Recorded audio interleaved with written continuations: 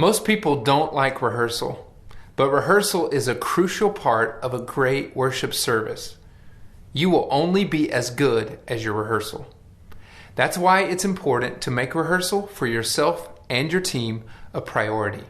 Welcome to part 10 of an 11-part series called How to Plan a Worship Service from Start to Finish. In this video, we will look at 7 practical things you can do to make your rehearsals the best they can be.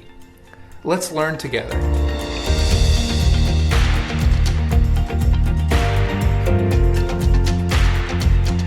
If you missed any of the other videos, I encourage you to go back and watch them on our YouTube channel or on fwbworship.com. If you haven't yet, be sure to download Top 5 Resources to Use When Planning Worship, a free download produced by the Free Will Baptist Music Commission.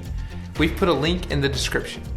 And if you like this video, be sure to subscribe so you don't miss any of the new content we produce. The 10th step to take when planning a worship service is rehearse, rehearse, rehearse. I have been leading in worship ministry for 17 years. As far back as I can remember, I have had a reoccurring dream or nightmare about not being prepared for worship. The dream never has the same details, but it always has the same plot. It's time for a service to begin and we are not ready. I've probably had that dream over 50 times. It's almost like a pet now. That dream of not being ready for a service is a reminder for me to make rehearsal a priority. Rehearsal is an essential step if you want to lead the best service possible. And I can guarantee that every church that you consider to have quality worship services also makes rehearsal a priority. At its core, rehearsal is an opportunity for each person to contribute what they've practiced at home to the team so that the music can be presented with excellence and purpose. A championship basketball team doesn't become champions just by showing up. They put in hours and hours of individual practice in addition to their team practices, so they can collectively use their skills to win the game. If someone on your team has not made rehearsal a priority, it's time for you to cast a big vision about why rehearsal is so important and how everyone's participation will make your team better and make your worship experiences the best they can be. Here are a few practical tips about leading an effective rehearsal. First of all, as the leader, make sure you have everything prepared before rehearsal begins. Most churches use volunteer musicians and vocalists to help lead in worship. Show your team that you care about them and respect their time by having everything ready to go when they arrive. They should not have to wait for copies to be made before rehearsal can begin. Make sure the music is in the correct order and the correct key. Work out any sound issues so that they aren't just standing around while you troubleshoot the mics.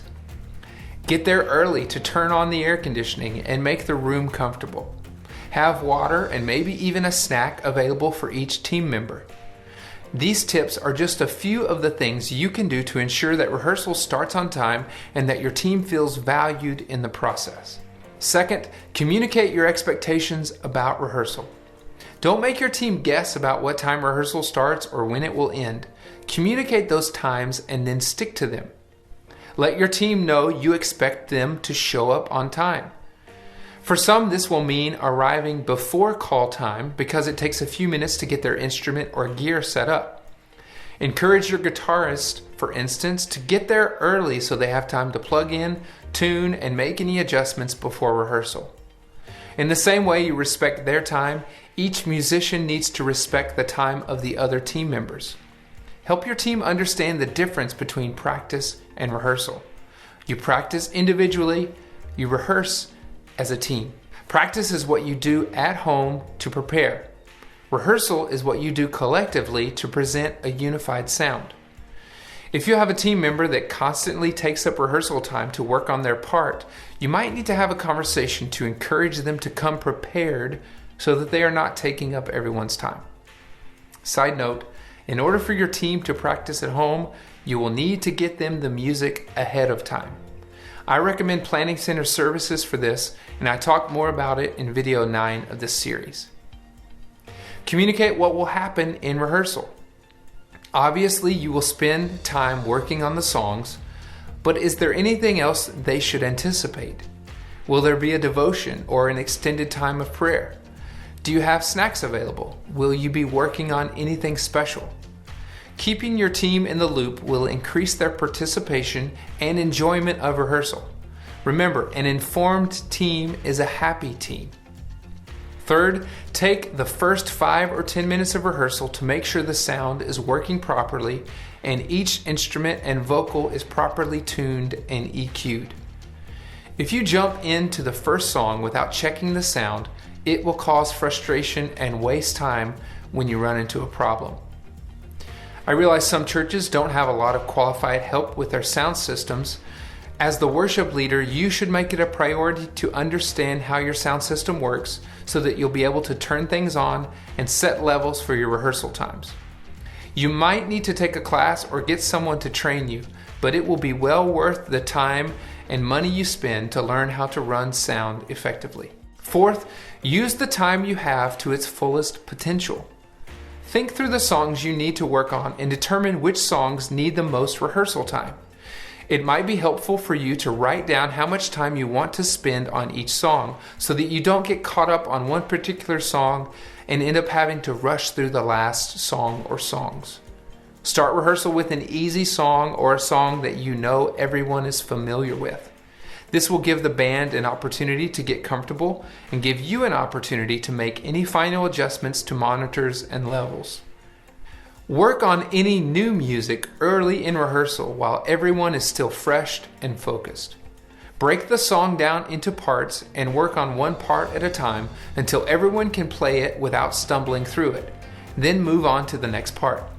A typical song can be broken down into intro, verse, chorus, bridge, instrumental, and outro. Be sure to highlight any tricky key parts, key changes, stops, or hits so that your team will pay attention to them. After each part has been mastered, then put the whole song together and make adjustments as needed. If you have time, end rehearsal with a run-through. A run-through is where you play every song, including the transitions, straight through without stopping.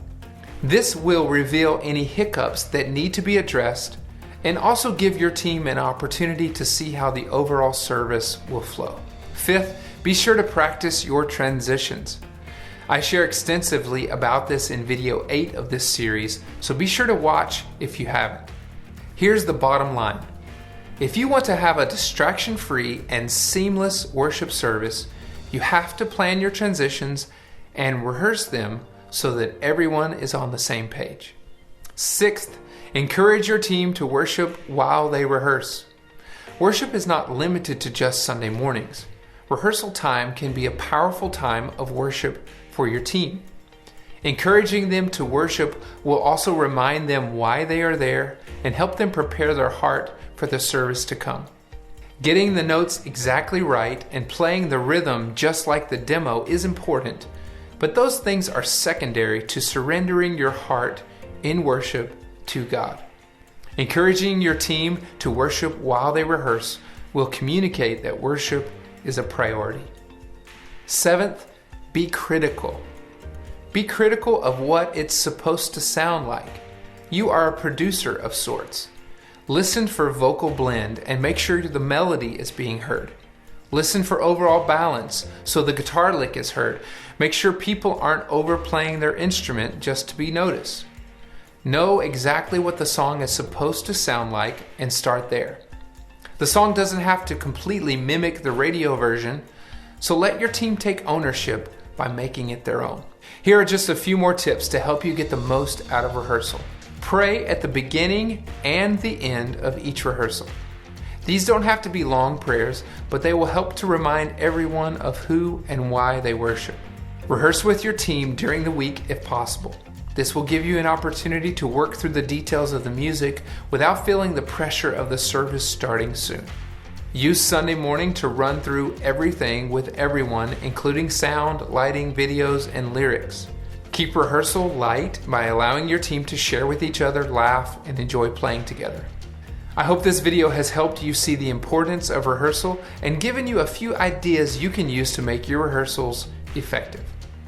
I encourage you to make rehearsal a priority and see how God uses the faithfulness of your preparation to improve your worship services in the future. Thanks for watching part 10 of this 11-part series, How to Plan a Worship Service from Start to Finish.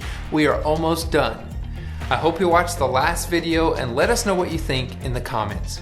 If you want to go deeper on this topic, we've put some additional links in the description below. Be sure to like, subscribe, and click that little bell so you don't miss out on any of our future videos.